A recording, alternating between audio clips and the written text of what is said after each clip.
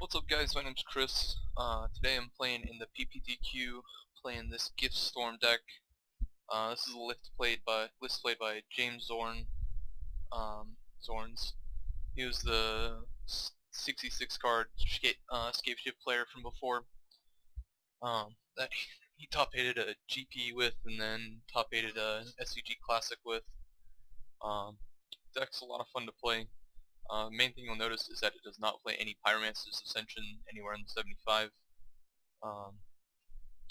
and plays Gifts Ungiven. So the off the line with Gifts is ideally turn 2 Electromancer and a turn 3 Gifts, finding Past in Flames, Ritual, Manamorphose, and so then when you untap, you basically can win from there usually.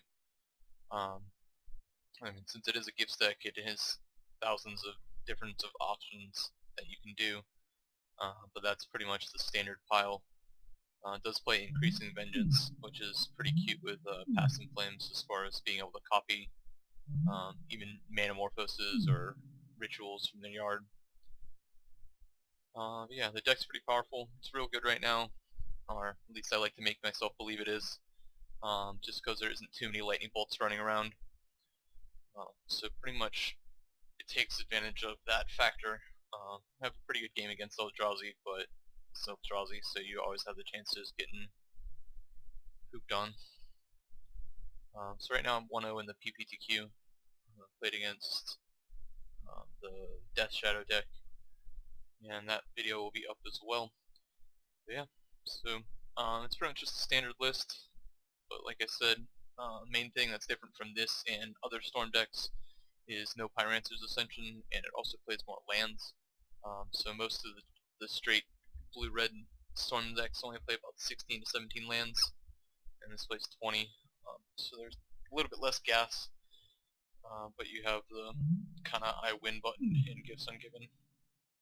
You can always lose after casting it, but I think I've lost like once or twice after resolving a Gifts, and it was one of those was to my own error.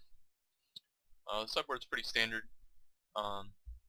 In the list that James played, he had a Breeding Pool and some other sideboard cards, but I'm kind of, I don't know, he did well, so I'm going to assume he knows what he's doing, but right now this is what I went with.